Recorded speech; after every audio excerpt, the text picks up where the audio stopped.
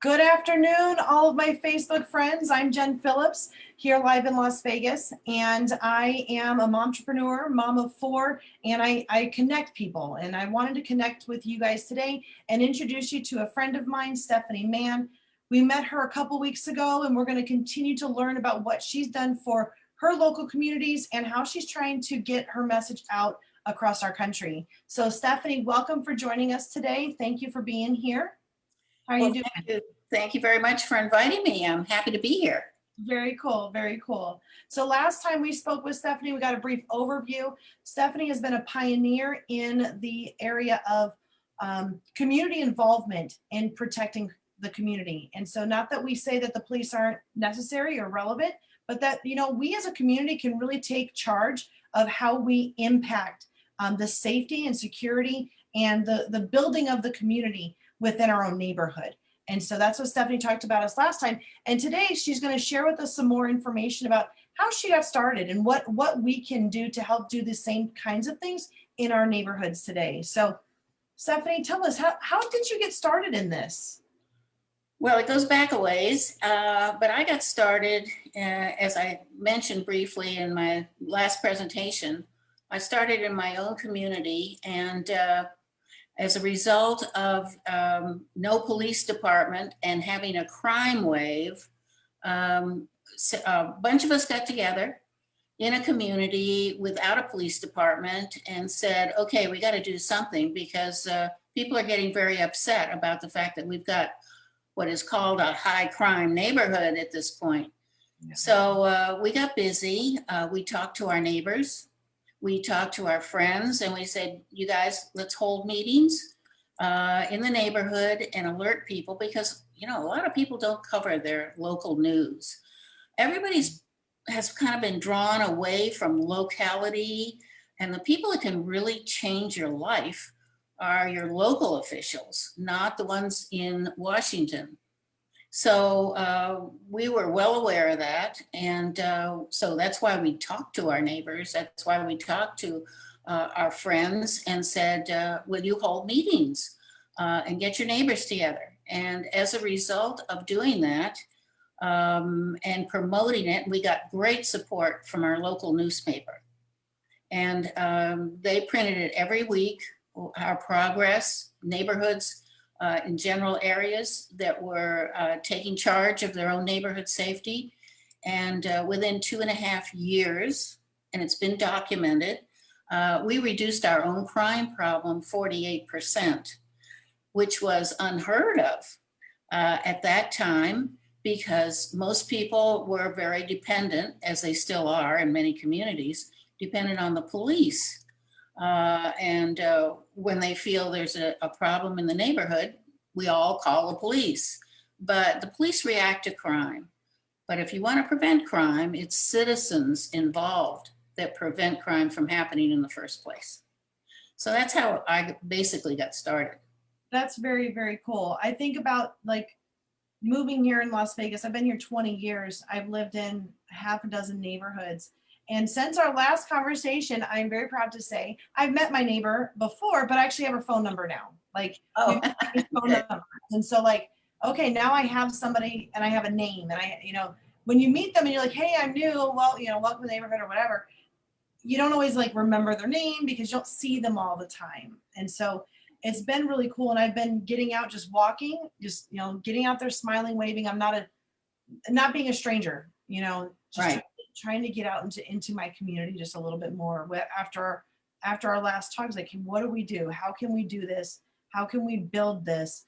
And I haven't made any strides in the other areas in which you've talked about, but I feel like the more I'm out in my community, the more I'm out in my community. The more we stay in, the more we stay in. And so having that impetus to go even walk my community has really been good to see what's out there and to meet people. And there's a nice lady across the way from me, and she's got a little dog who got out and almost ran it over. It's like it ran out the street.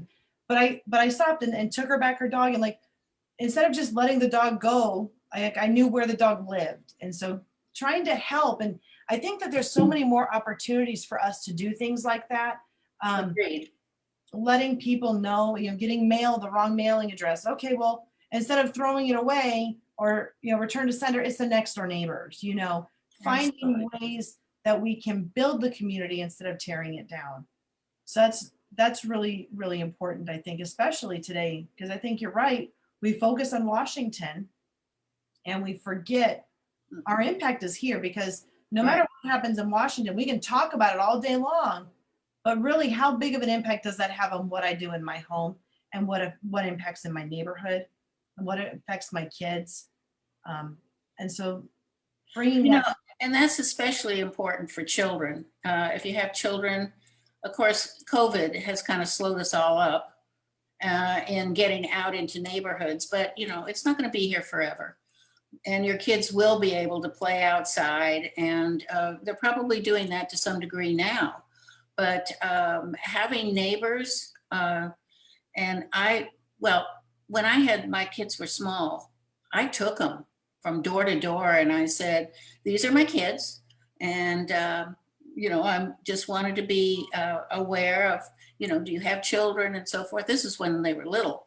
And I learned about my neighbors really early.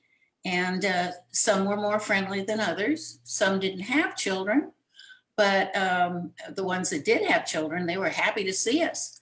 So, neighbors are very important. And I always said to them, if my kids get out of control or there's a problem, I want to be the first to know, not the last to know. Because how many times have you heard, oh my goodness, my child did these terrible things and I didn't know anything about it? There's a problem there. right. We all have to know what's going on with our children so that we can correct it, or invite your neighbors to say, give me a call. I want to, as I said, be the first to know, not the last. So there are a lot of things neighbors can do for each other. And I would bet you that probably people that listen to this have pretty good neighbors and they have been in touch, especially if they have children or pets, because it makes it so much easier to connect with people when you do have the children or the pets, because they kind of gravitate to each other. That's very true. That's very true. You can't keep kids from making friends with anybody that they find. That's right. That's And, right. and when your pet gets loose, sometimes you just never know where they're going to end up, and it's never know when you're going to make a new friend when those things happen. And I've learned the most interesting things working in neighborhoods, because I'm a crime and violence prevention consultant. And I was working in Oakland, California with the Oakland Police Department. And we had an irate man call us up and say he was so angry. Now, this is where I learned a lot about behavior, human behavior, if you will. And he was very upset. He had a drug dealer on one corner, and he had a prostitution on the other corner, and he had a 12-year-old daughter. Wow. And he said, I am so upset. These problems are growing in my neighborhood. And he said, you got to get the police in here and change this, because my daughter is not safe walking to the bus to school. And of course, all of us can relate to that. I mean, how many people would be feeling safe if you had these problems in your neighborhood? So they sent me over to talk to, his name was Earl, and they sent me over to talk to Earl. And we decided that we would involve the whole neighborhood. We would take no license numbers. We would take, customers that were coming to pick up their drugs. We took descriptions down, time of day, and that sort of thing. And I was turning that over to the police. And we eventually, it took a while, but we stopped we didn't stop it. What the drug dealer did was move into another neighborhood that wasn't as aware as our neighborhood had become, that I was working with Earl. Well, we did get rid of that prostitution and the drug dealer. Well, I had met his daughter. His daughter's name was Prestina. And this is where I learned a lot about people and what's going on in their lives. And Prestina, as I said, was 12, but she was the happiest little girl I ever met. She always had a big smile on her face and she was always happy. And one day I said to her, I said, Christina, what makes you so happy? And she looked at me. I guess no one had ever asked her that question before. And she said, well, I don't know. Let me think. She said, I work at the library and I help the younger kids learn how to use the computer. And she said, oh, yes, I love to sing in the choir at church. And then she looked at me and she said, and my dad and mom taught me to be a blessing in other people's lives. Oh, wow. And I said, whoa, Prestina. I said, I know a lot of people that don't even know that one, because that is such an important thing to teach your children, is to be a blessing in somebody else's life. And that makes you, the child, a much happier person. And that's what made her happy. So I love that story. And I've told it a few times. And Prestina, I can still see her at age 12. That is really cool. And I think that knowing that at any age you can get involved, you know, looking around the neighborhood, and like even kids can help, like they see trash or they see a dog or they see something out of place, they can do something to help and to support the neighborhood and the mission of the neighborhood. And that's really, really cool. I wanted to ask you, you've worked with police departments, you've worked with families, you've worked with lots of different kinds of people. Right. But you've developed some programs to help people with their own children and with their neighborhoods. Can you talk about that a little bit? Sure. Well, Prestina was just one of many children that I met along the way. And I became very curious as to why some children, and Prestina is now a nurse, by the way, today, but I noticed that some children succeed and some children do not. They turn to drugs or gangs or crime. And I wondered, what's the difference? What's going on here? Why do some kids succeed and why do other kids choose a very dark path?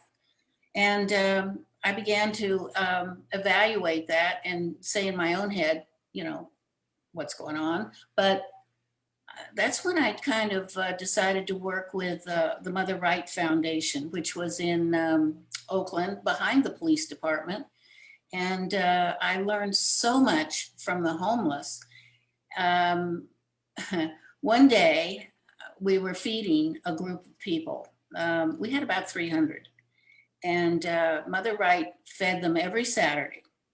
So one day we didn't have enough volunteers to serve the food. So I said to, or she said to the group, do we have a volunteer to come out of the line and help us? So this young man came up and he stood beside me. We did all the serving. And when that was over, he turned to me and he said, can you help me? And this is where the beginning of the first program that I started. But that took a few months because when he said, will you help me? I didn't have a clue as to what he was talking about. I didn't know how to help him. And I told him that. So we just sat and talked and I listened to what he had to say.